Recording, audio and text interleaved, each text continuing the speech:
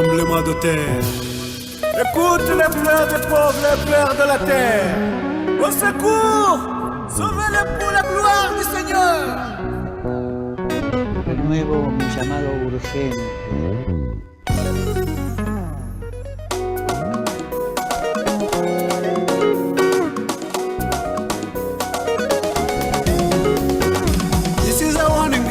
Calling from the earth. Our common home is falling apart, is on fire.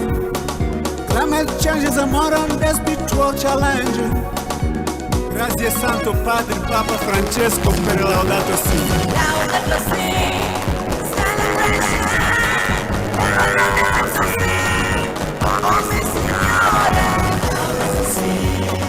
celebration. Laudato Si, oh mi Signore. Laudato Si, celebration.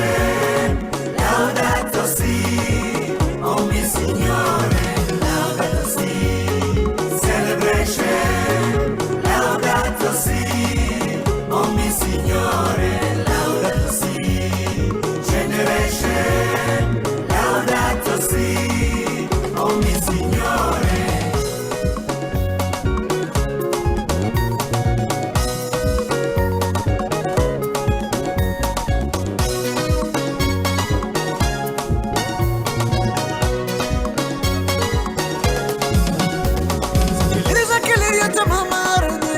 Wanyonge utaelewa maisha ni kila kitu kimeungana. Human beings, water and trees connected. Climate change, poverty, peace and economy. The generation, our generation connected. Laudato Si celebration. Laudato Si celebration. Laudato Si, oh mi Signore. Laudato Si, generation, laudato Si, oh mi Signore, laudato Si, celebration, laudato Si, oh mi Signore, laudato Si, generation, laudato Si, oh mi Signore.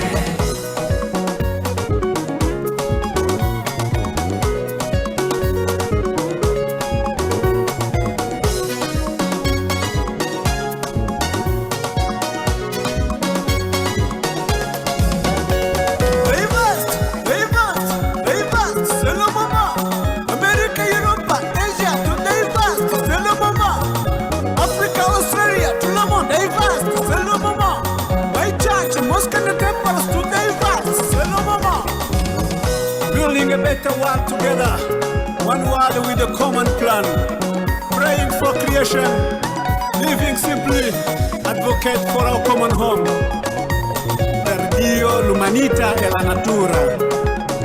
Grazie Santo Padre Papa Francesco per Laudato Si. Waka waka!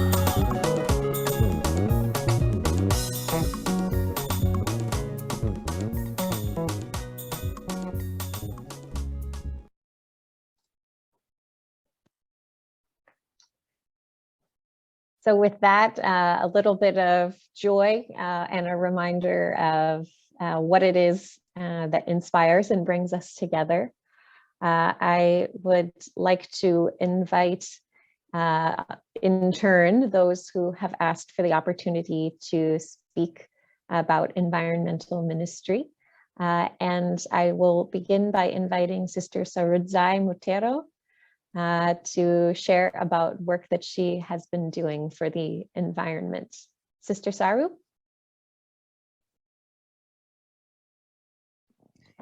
Thank you, Teresa, and greetings to everyone.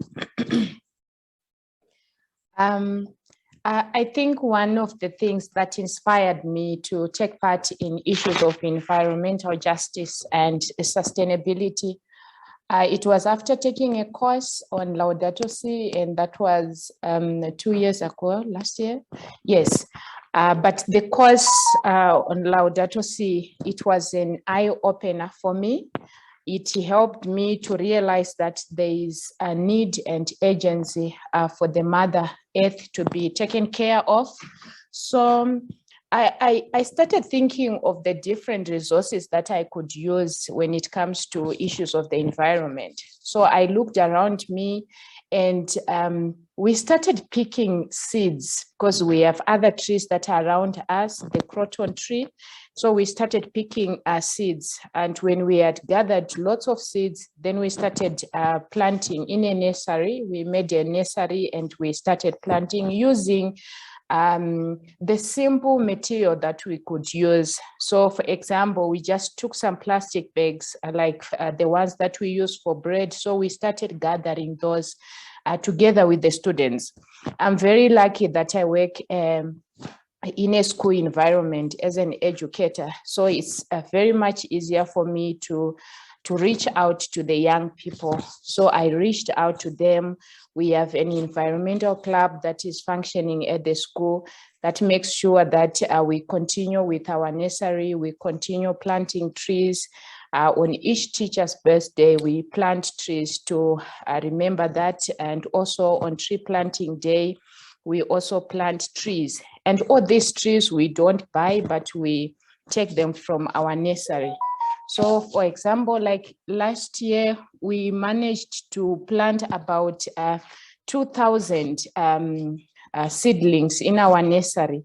And we worked with an organization that is also interested in issues of the environment, and they took our plans that we had prepared.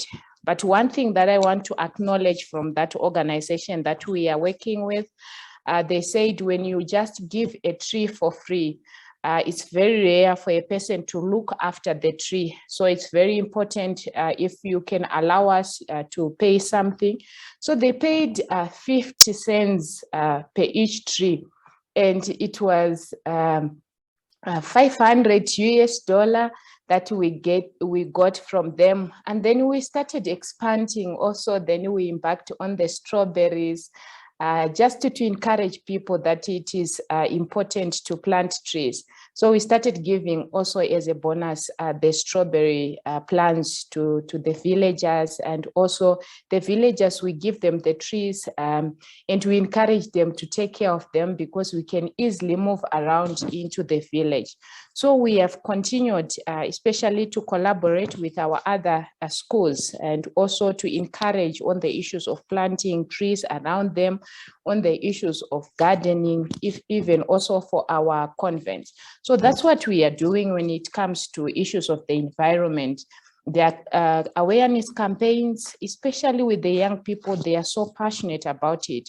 So they talk about it more often to their age mates. And 2 weeks ago, they had the environmental week, where they were just talking about how important it is to take care of the environment, issues of picking papers at the school, making sure that our environment is clean. So that's what we have been doing, and we are going to continue to do that, and also to spread it around in other communities and in other schools where we work.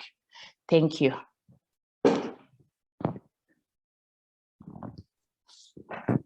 Thank you, Sister Saru. And for those who don't know you, could you also tell us where it is that you're working, and share your congregation as well? Okay, I am working in Zimbabwe. I'm a Dominican sister, and I work at St. Dominic's Chishawasha. It's one of the boarding schools that we have that has got 460 young ladies from Form 1 up to Upper 60. But at the moment, I also a local promoter for justice and peace, and also I work hand in hand with Sister Mary. I saw a Mary Tech in justice and peace issues in the Southern Zone. Thank you. Beautiful. Thank you so much.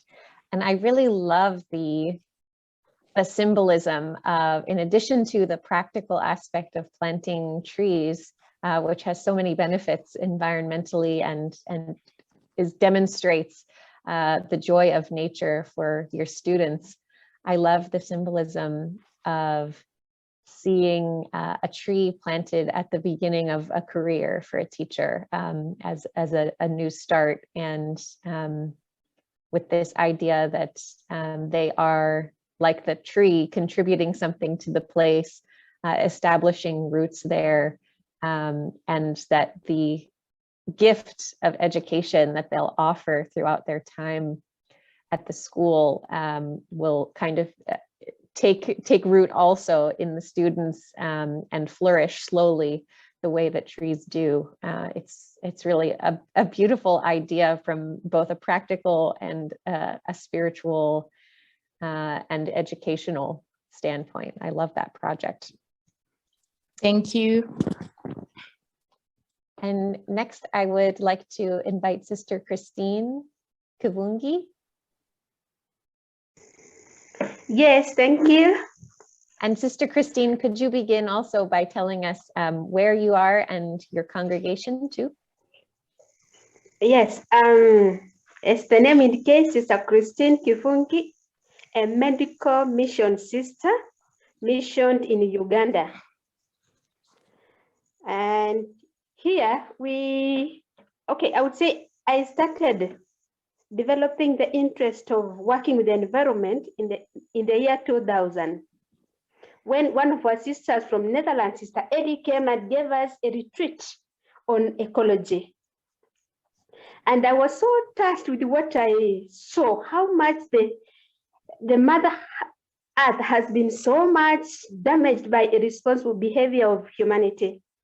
And I made a point of saying, I want to work with the youth and give them the same knowledge that I've been given by sister. So on the process, one of our sisters decided to start an eco-spirituality center. Actually, it's eco-education and healing center in the compound where I'm working. I'm working in a information house. So that center, it aims at creating awareness to the youth, to women, on the importance of taking care of Mother Earth. So one time, I think it was the year 2001, last year, Uganda, this region where I am working, there is a group for, I would say for ecology, they organized an event they call it Greening Uganda. So me and my community, we went to attend that event. And it was so beautiful. There was a so beautiful presentation from schools and all that. And then on the process, we realized there was an organization that is not far from where we are that plants trees and supplies them free of charge to those who want to plant trees. And that knowledge was so good to me because the area we are in, it is so much bare. There's a lot of soil erosion. Food production is very poor. Actually, this environment, most of the people, they are so poor. They plant crops and the rain just gets finished before they can harvest anything. So when we came back, okay, on the same day, that organization said, those people who want trees can cut as many as they can. I said, wow, I want to cut for my parish. I want to come and plant in the environment of medical mission sisters, which was also very bare. So we loaded our car with trees, and then we took their contacts. We took their brochures, and they gave us, what can I say, their contacts where we can reach them. So when I came, we organized for a conference of the youth. And then we gave them the information, and we also talked with the parents. And then we said, because this place, usually the production is very poor, we don't want anymore to cut down the trees, because most of the people, what they do is like they cut trees for their cooking fuel. They also cut trees to burn charcoal so that they can get some income generating. Then now this sister who is now started Eco Spirituality Center, she came and gave us knowledge on how to make a briquette, which can represent charcoal. Many using rice husks, soil, and droppings from the cows. This place, they keep many cows. So she came and taught us how to do it. how to make these briquettes. Then we said, this is a very good idea. We shall be teaching now this idea of making briquettes to the women, to the youth, so that they can replace this charcoal with briquettes, because they can use the same briquettes for their cooking. They can also use it for income generating. So now as we speak, that is where our energy is, in training the youth, in making briquettes, in training the women. We want still to make the project wider, to involve more people from other parishes, so that we can win them out of cutting of the trees. At the same time, we are also encouraging them to plant the trees along the edges of their land, which we have already done it in our Land of Medical Mission sisters. All around, I have planted more than, I don't know how many thousands of trees. We have about 7 acres of land. It's full of trees all around, not interfering where we are planting our crops, but just at the edges. But at the same time, these trees, they are the kind that does not interfere with the crops. You know, the shade does not reduce the production of the crops that are under that. So now as we speak, I am working with many youth in doing that. And I would say we are partnering also with another organization which sister connected us, Permaculture Institute of Uganda Research. So they came, they gave us the first phase of training on how to do organic farming, and then permaculture. So our land is already a demonstration garden where people come and learn how to do organic farming, and mostly the youth and the women, because mostly those are the people I'm working with, because I'm a social worker. So our energy now is geared towards planting trees, winning people from cutting down the trees and embracing briquettes. So I would say that is what we are doing now, and we are seeing people embracing the idea, because these briquettes, when they catch fire, they last longer than charcoal. So people are already seeing the difference, and I think slowly men will also come and embrace the idea. But so far, women and the youth, they are the ones who are really joining hands with us and coming and learning and going. Others are coming, and we also aim at training trainers to give this idea to the representatives from different parishes, so that when they go back, they can teach their communities there on this new knowledge of organic farming and permaculture. So I would say for now, that's what I can say, but there's a lot what we are doing here on the ground. Our environment is so green now, it's so beautiful. Thank you. Thank you, Sister Christine. I think it's really amazing to be able to say you've personally planted thousands of trees. I wish that I could say that, as I'm surrounded here in New York City with pavement everywhere, and there's simply no place for thousands of trees. But oh, that's, I mean, it's such a vision to even imagine. And I really appreciate how your project is a great demonstration of thinking integrally, the integrality of creation, by thinking, of the briquettes as something that not only preserves trees, but is also good for women and the youth who have taken up this practice as income generating.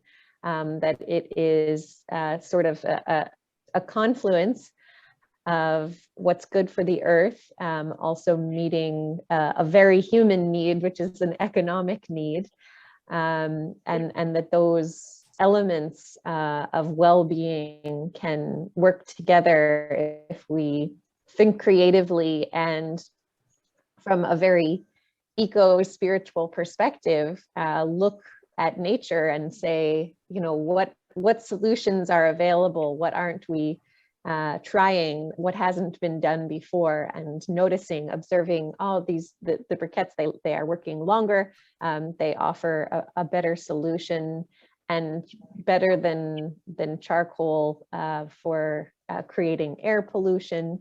So to kind of look around and see what opportunities exist in the world for us to contribute good to the earth, good to women and to youth.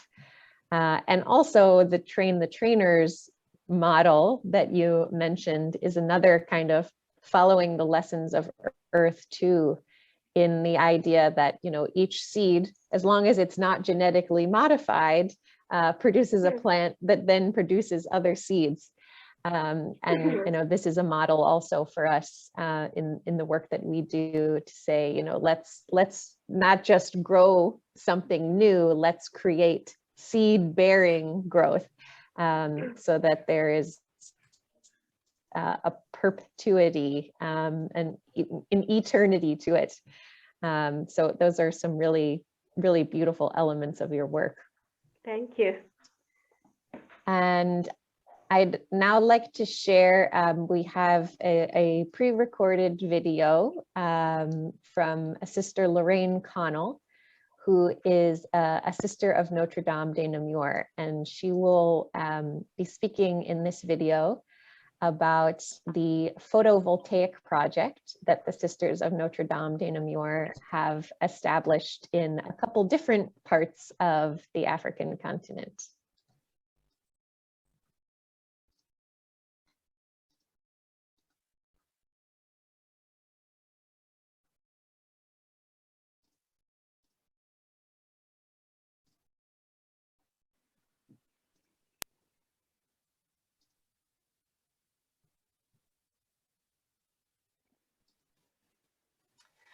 Thank you very much, Teresa, and thank you to all of you for your time this afternoon, this morning, this evening.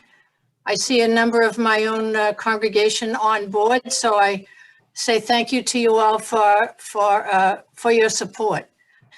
So as Teresa said, we are Sisters of Notre Dame de Namur, and our founders told us is to teach them what they need to know for life. We have been at this project since excuse me, since I began my job in 2002. Our founder is Saint Julie Billiard. Some of you may be familiar with her. We were founded in 1804 in France. She responded to the call to commit her life completely to God and to spread the message everywhere that God is indeed good. We began in a time of upheaval in France. And when the Bishop of Amiens wanted St. Julie to remain a diocesan order, she said, no, I don't think so.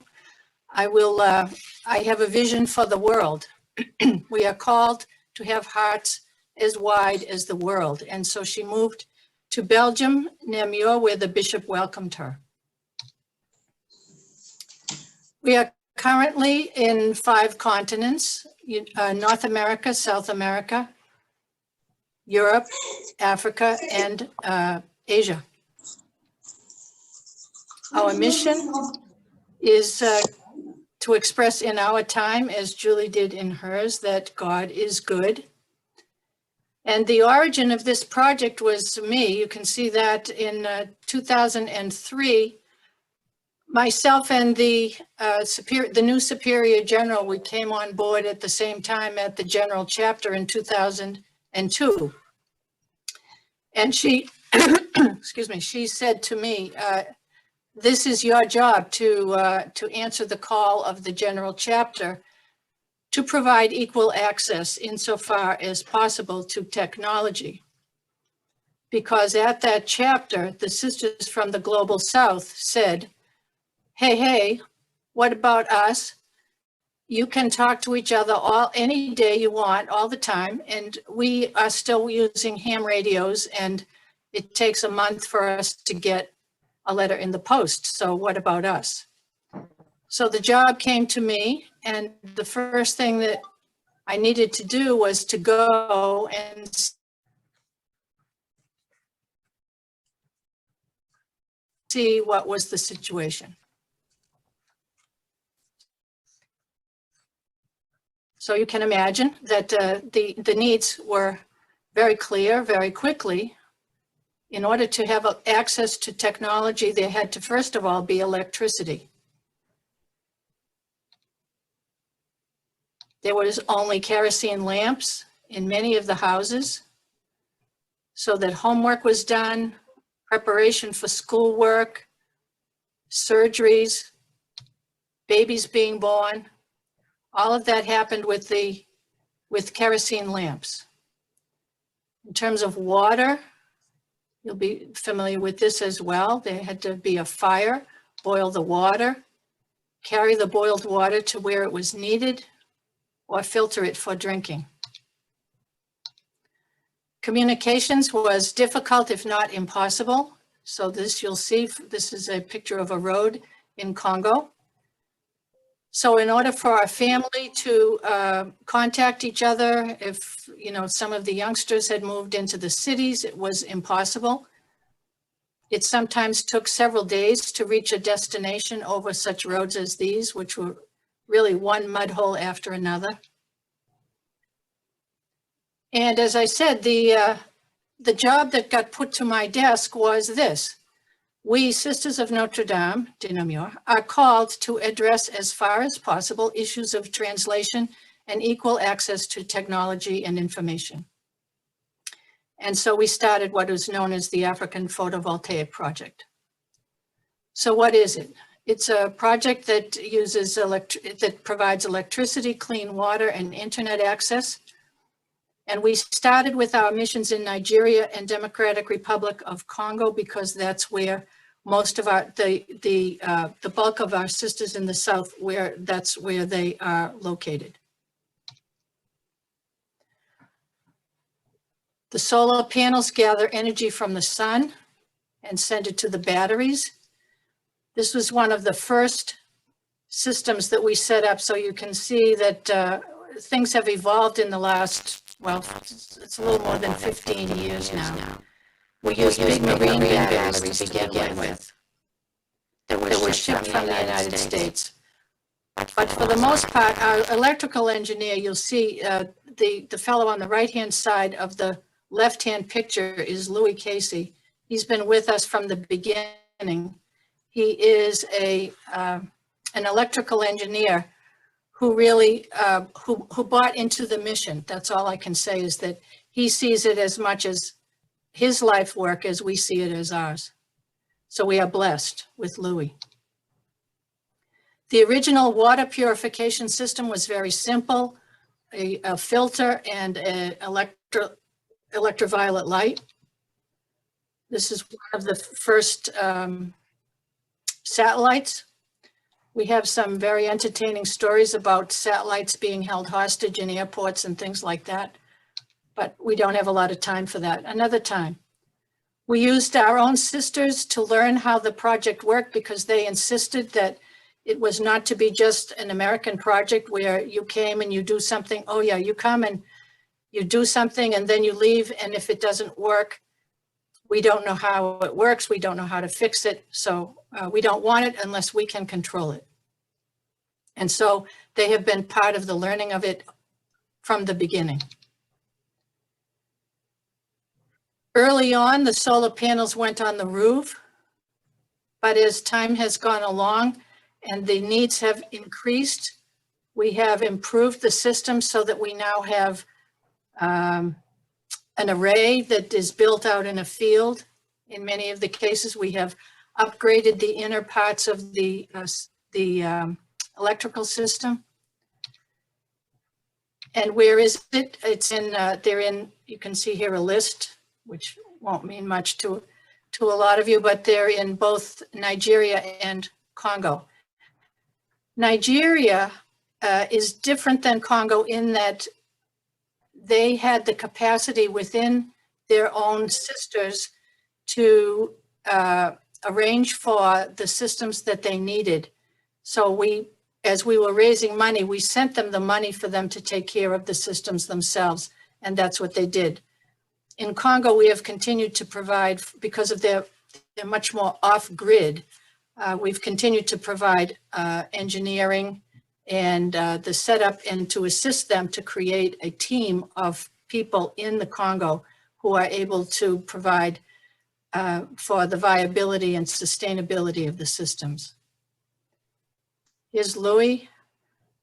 He has a story of when the lights first went on at one of the hospitals, a little boy was being born and they named that little boy Louis after him. So as time has gone along, we've improved the system, because what we realized is that electricity was not enough. We thought electricity and we'll provide for the filtering and the purification of the water. The fact is that there was no water in some cases. The children from the school used to go down and carry the water back to the schools on their heads in the morning as part of their preparation for school. So over the last 5-6 years, what we've been doing is to improve the water system and the internet upgrades. So we've had solar systems, creation of teams. It's all very important. We know that they need, when we are no longer able to provide for engineering and money, that they need to be able to take care of it themselves, and we are training them to do so.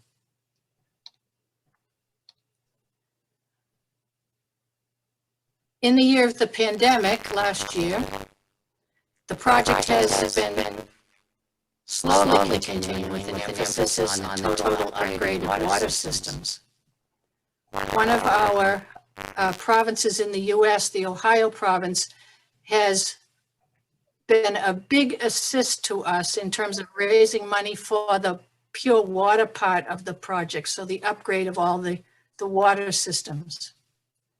We now have a sister in Congo herself who is being mentored by Louis Casey in order to be in charge of the maintenance and the sustainability of the whole system.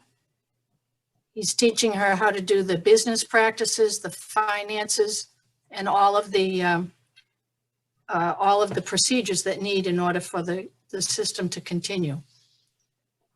Most recently, we have been engaged in upgrading the water. So you can see here, there've been a number of the water projects that have had to be renewed. So you can see cisterns and piping and overhead tanks. And our latest project is a project in a village called Palende, which is probably 400 or 500 kilometers from Kinshasa, where we are hoping to be able to renovate the entire water system for the village with the help of the Jesuits. The Jesuits run the parish there, and we run a number of schools there. So we're in collaboration with them to see how soon we can begin. We have some money available for that. We are raising additional money for that. And the Jesuits are also raising money for that as well. So the pictures that follow are that project for the whole village. There is a spring at the bottom of a hill, which provides a lot of water, but the problem is getting the water from the spring up to the top of the hill, as you can see. And there are some big old water tanks there that are going to be renewed as part of the project. One of our sisters who was there she was originally from Alabama, she worked her entire life to try to get this water project. Well, she taught at the school as well, but she worked for a long time to try to get this water project renewed. And we're doing it in her memory, Sister Margaret Good. So we dream of continuing the project to be able to maintain it. And we are very, very grateful for all of those who have helped us. I won't go through all of this because I'm probably running out of time. And the sisters are tremendously happy and thank us all the time for our support, as are the children in the schools, the mothers in the clinics, and the patients in the hospitals. So I thank you all for your time, and I'm going to turn it back to you, Teresa. So there, another important and impressive effort to create an opportunity for both the empowerment of a community and access, people's access to their rights, to have the opportunity of decent health care in the case of the hospitals to which they were providing electricity for reliable services during surgeries and childbirths, but also providing better access to the human right to water. And all while delivering on a phenomenon, maybe you've heard this term before, this idea of leapfrogging, which is this opportunity that recognizes that while we refer to many of the high income nations of the world as the developed world, we recognize in the phenomenon of climate change and environmental destruction that the development path that has been taken by these high income nations, not only is it not the goal for all of us as a world, that's not the end point we should be aiming for, that in fact, if we were to all reach those same behaviors and those same ways of operating, that we would simply no longer have a living planet to support us. It's not possible for us to continue that way or to expand living that way. So rethinking the idea of development for clean energy through projects like this photovoltaic project in Nigeria and Congo help to install this opportunity of leapfrogging, which is to say, never mind to the way that the wealthiest nations of the world have developed, because that's not the way we need to go. Instead, for other parts of the world, let's skip that and go in a different direction and try something different. And that's what we see with this project, which is an exciting rethinking of the idea of development that could easily see a real reversal in the way that we think about which parts of the world are developed and which ones are not, because the idea of unsustainable practice certainly cannot be considered development. So happy to see that integrated in this project here with the Sisters of Notre Dame de Namur. And I believe that we've now heard from everyone who requested the opportunity to share a ministry, but I would like to invite anyone else who is in the room and interested, if you have any additional ministry or project you'd like to speak about, or if you'd like to respond or ask a question about either of the ministries that were shared by Sister Saru or by Sister Christine. If anyone would like to respond or to speak, I invite and welcome you. And if you'd like to just let me know by either waving your hand with your video on, or you can also use the reactions button. At the bottom of your screen, you'll see a little smiling face labeled reactions. And if you click on that, you'll see another button to raise your hand. So if you would like to have an opportunity to respond, please let me know in that way.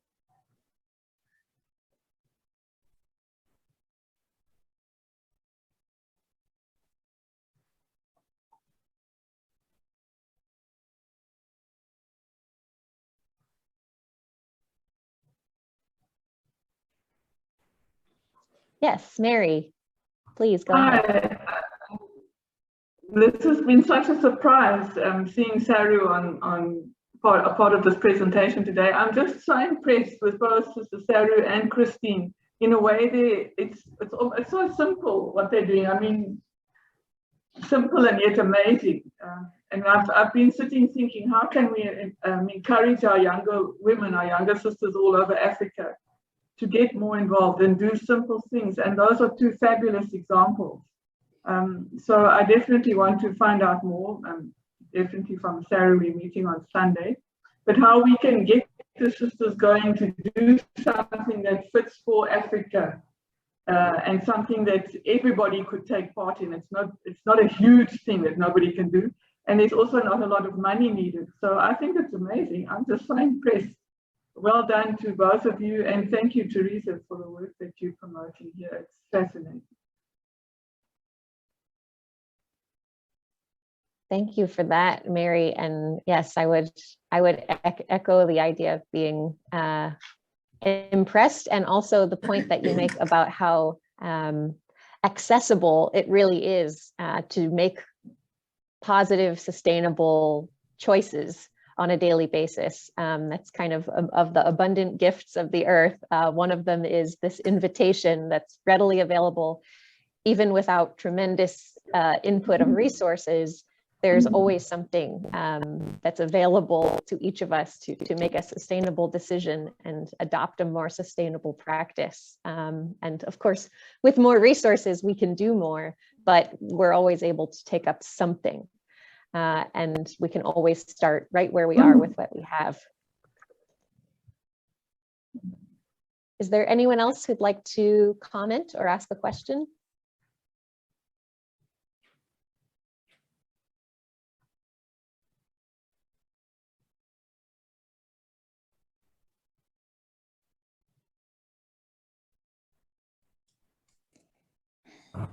Yes, Jane. Go ahead, Jane. I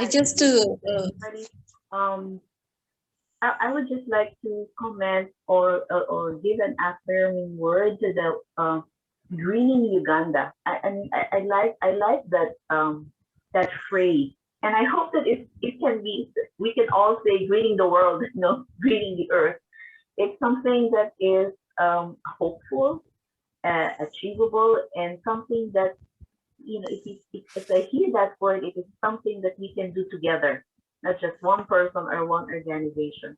Yeah, I would just like to affirm that whoever created that word, greening Uganda. Yeah, and thank you for all the shares for today.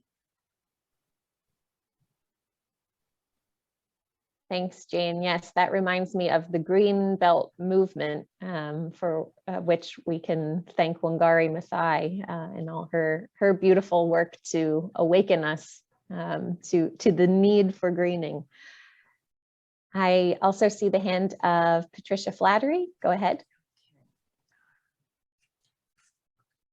I'm a sister of the Congregation of Notre Dame from Montreal, and our sisters are in Cameroon, in both the French-speaking and the English speaking areas of Cameroon.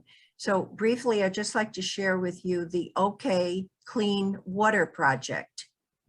And OK stands for Ottawa Kumbo. As you might know, Kumbo is an English-speaking area of Cameroon, and in the last at least 5 years, an area that has been devastated. But in the, from maybe 1991, I was editor of a publication for our sisters all over the world called Dialogue, and that went on for 15 years. 4 times a year, we published articles from our sisters and associates all over the world. And there was one article that was written about the Kumbo area and its need for not just potable water, but water, period. And a group of associates in Ottawa decided that they would like to partner with our sisters and associates and people in the Kumbo area to bring water to that area. They were very, very successful. And the goal was that the project would become self-sustainable, which it did do just before the war broke out in that area of Cameroon. But the spirit of that OK Water Project still lives on. And there are people, not just in Ottawa, in Ontario, but people all over the world who continue to support the people in the Kumbo area who are trying to keep the water project that was begun and which they were able to take over, to keep it going under, as you can imagine, really challenging situations in terms of their own personal safety and what it stands for in terms of people taking charge of their lives and also being responsible for something themselves and not just looking for people outside of their country or in other parts of the world to keep this going. So I know that Cameroon is not an area yet that's involved with JCoR, but I'm just very, very proud of that project and the fact that we were able to plant the seeds, so to speak, for self-actualization and for something as totally basic as water. So thank you. Happy to share this with you.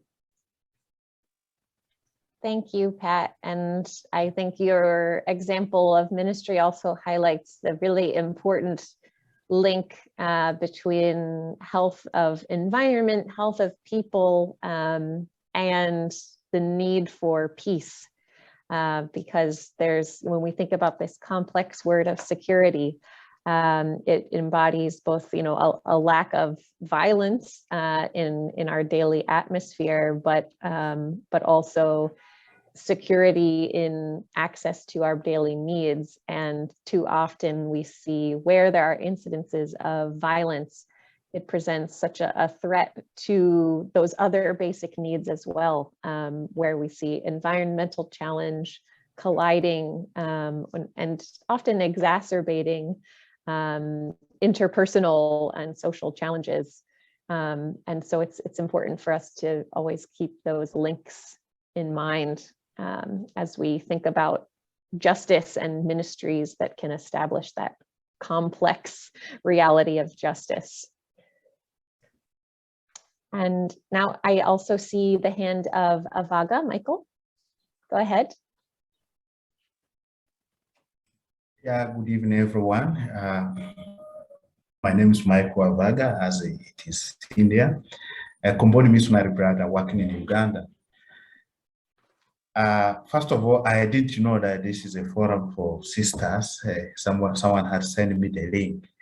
So when I saw the name, and then I felt that maybe I should be part of it. That's how I ended up being here. However, you are part of it. It's for you too. It's not just sisters. You're most welcome. Yeah.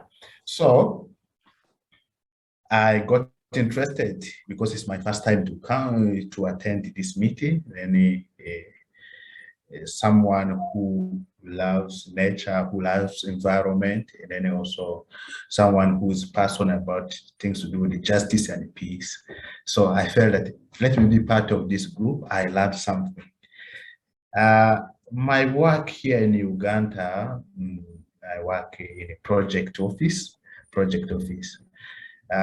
I coordinate the projects of the province of Combined Missionaries working in Uganda.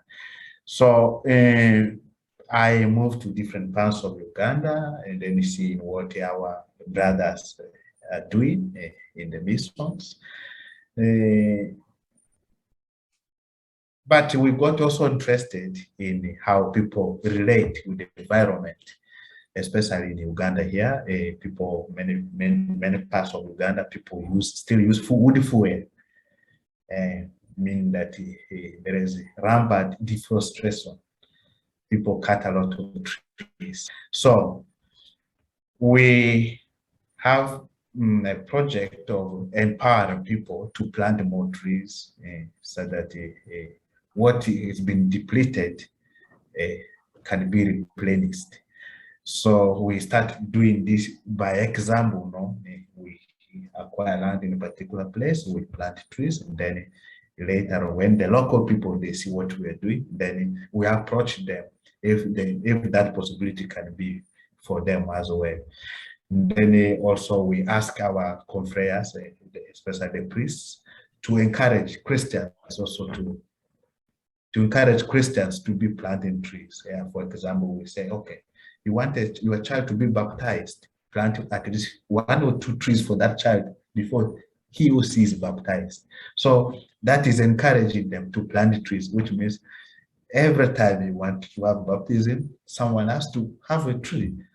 So looking at all this, I see it will help us to empower people to take care of the environment, because we know that what clean environment will get good oxygen from trees. So that's what we are looking at the moment. And then also on the other side, electricity is so expensive. And then also we are trying to see if the government could come in a way that they subsidize electricity, so that most of the cooking can be done with electricity instead of cutting trees. But it's not easy. So we are trying to see how we can enter in the system so that we address the issue. However, I'm grateful that this kind of forum is there, so that we're able to bring out different ideas that can help penetrate system, which is very tough, which is very strong, so that it benefits everyone. Because good environment is a common good. So that's how I look at it. So it will also bring sanity around, because, for example, generally when there are a lot of trees, you see people at peace. But when I go to northern part of Uganda, especially Karamoja, there are no trees. The little trees that were there, the few trees which were there, people are cutting it as a charcoal. Now, if you go there, the place is very hot. In some few places, trees are planted, and then there are NGOs also encouraging people to plant trees. But their encouragement is not corresponding to what ought to be done. No, what they do is they don't consider seasons of rain, because the place is also semi-arid. So if you give someone to plant trees during dry season, so probably after that the tree will die, because there is also scarcity of water in that area. So those are the few things that I've seen. If with the leaders around, if you encourage people, who will be able to get to the roots of it, then it can be addressed. So thank you for this organization, this meeting. I was not aware that I can also join, because after seeing all sisters around, I say, hey, this is for sisters, so let me go away. But they say, let me pass attend. So next time I can prepare a report to maybe share with you, so that you know what is happening around here. Thank you. Thank you, Michael. And I think you've highlighted two more elements in your example too. The need for collaboration with government and support from government, which you mentioned subsidies for forms of clean energy to help prevent deforestation. And I think one of the hardest things that we see, most disappointing things we see among governments now, is that we continue to offer government funds and support to subsidize fossil fuels and other more harmful forms of energy, and that we need more and more to be seeing governments willing to pull those resources away from the old way and the harmful way, and redirecting those resources to help us get started, to help us put down some roots with cleaner forms of energy, so that we can invest in the future instead of the past. So thank you for highlighting that importance. And yes, I want to underscore again that this group, which is brought together by JCoR, JCoR is a group of both women and men's congregations, though it is what we call a feminine coalition, and it is led by women religious, but it is open to everyone. So we're very happy that you're here. And now I see the hand of Jegajyoti. Mary, go ahead. Yes. Yeah, I congratulate all those who share. It's also for me a great inspiration to do my best in my ministry. I would like to share with you all. We have the school children, so after the school they come for the tuition. So when they come for the tuition, when their birthday comes, or when they get good mark, we also appreciate them, giving them the plant. So we give them the plants, then we ask them, they have to pour, but the plants are in our land, not in their house, no? But those plants are in our house. We buy the neem tree because that gives good shade for the people and it makes the coolness. So we buy the plants and we give them as a gift, but they have to plant in our compound wall only, the tuition center where we keep. So there, we also encourage them not just to put the water, a bucket of water for one plant, because that is a waste. How to save the water? So we buy the Coca-Cola or we buy the Pepsi. So those bottles, we make one hole, a small hole. So through the small hole, the water passes to the root drop by drop. So those plants are more healthy then we pour a bucket of water for the other plant.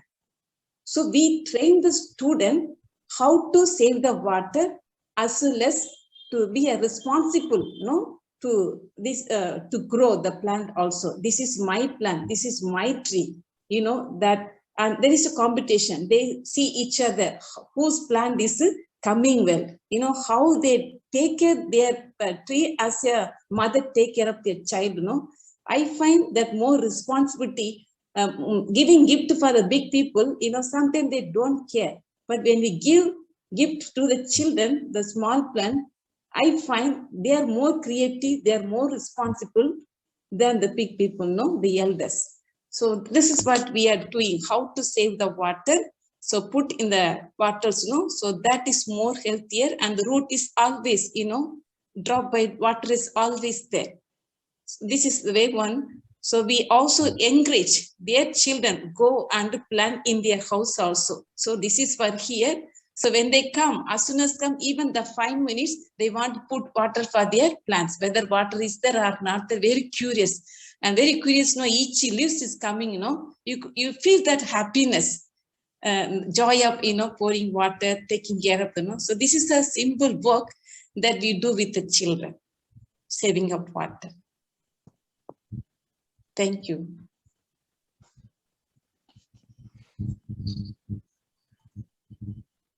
Thank you, Jegajyoti. And I also see the hand of Sister Krishanti. Yes, hello. Yes, hope you can hear me. Yes. I'm Sister Krishanti from Sri Lanka, and I really I got a little late to join the meeting. I had another meeting and I didn't see the link before. Otherwise, I could have come, stopped and come for this meeting. I couldn't. And these days, we are really in Sri Lanka, we are really having some social issues with many things. People are economically facing many problems. So these days we are really thinking if we can do some social intervention. Normally when it is a natural disaster or some other kind of disasters when people are facing, we used to do some charitable work. This time we are still thinking whether we are going to do this charitable way of helping for the people, or whether we are going to do some right-based approach activities, because we think this, if we go with this right-based approach, we will be able to bring some systematic change maybe in a small way, we can't do big scale. Of course, I understand, but still we are thinking, and also with the, and for that we are thinking of having some discussions with people who are having like-minded ideas. And the other thing, for Women's Day, we had some programs to empower these women, because we see in our context, there are many issues related to the family, and children are using mobile phones, and with all these, there are many disturbances among the children. So we see if we can support the family, strengthen the family, there we will be able to strengthen the children and the family both. So we had some programs for mothers of this primary grades, mothers, children who are in primary grades, we call their mothers, and we had a program to widen their knowledge and to give them some inspirational inputs, so that they will be able to get our support to build up their families in a better way. So that's how I like to share at this time. Thank you so much for the opportunity. Thank you, Sister Krishanti, and we're glad you could join us with so much going on. Thank you. And with that, I think we've seen all of the hands and comments. So I will just say once more, for those who, if you have members of your congregation who are in the continent of Asia, or if you yourself are in Asia and you'd like to join us tomorrow, we will have a similar conversation on environmental ministry projects that are happening in Asia. And I have put the details and the registration link for that session in the chat box. So if you yourself have something you would like to share, or if you'd simply like to attend, you can find that information there. Please share it with other members of your congregation if you think they might be interested. And I will now call us to a close for today with another short prayer.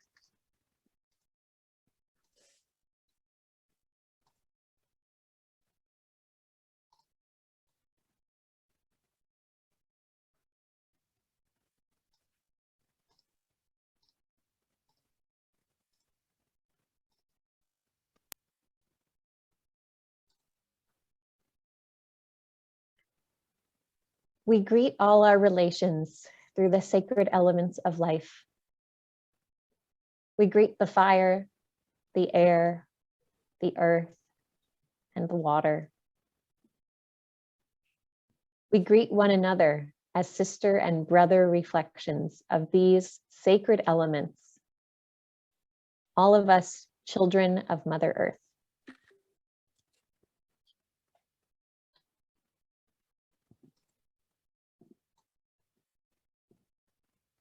We hold Earth. We hold sisters and brothers who suffer from storms and droughts, intensified by climate change. We hold all species that suffer from a loss of habitat or food source. We hold world leaders who have been delegated to make decisions for life.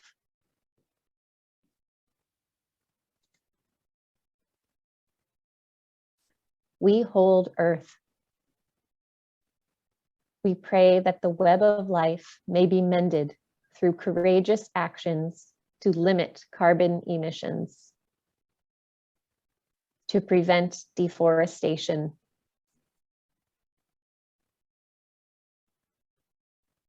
we pray for right actions for adaptation and mitigation to help our already suffering Earth community. We pray that love and wisdom might inspire our actions as individuals and as communities.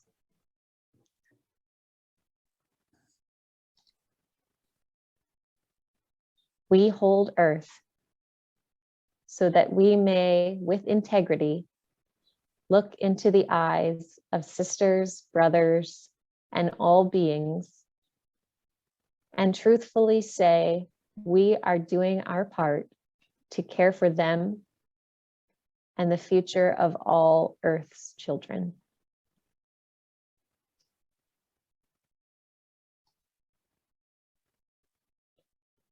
And as we go forth from our conversation today, we hold ourselves to the promise of right relationship with Earth. May love transform us and our world with new steps toward life. Amen. Amen. Thank you all very much for being here. Thank you for sharing the work that love of Earth and all of her creatures has inspired in you. And we hope you might join us again if you're interested for tomorrow's session on Ministries in Asia, which will be at 6:30 India time. For those who are in New York, that will be at 9 in the morning. Thank you and have a good evening or a rest of your day. Thank you. Bye. God bless you. Bye. Bye. Thank you. Thank you.